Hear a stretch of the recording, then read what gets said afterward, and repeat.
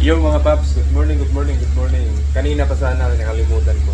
Gusto ko lang sanang turuan si Tito Mars kung paano magprito ng tuyo. Tuyong isda. Yan o. Tapos, malapit nang maluto kaya lang wala, huli na. Nito ko lang naalala. Ganito yun Tito Mars paano magluto ng magprito ng tuyo ha.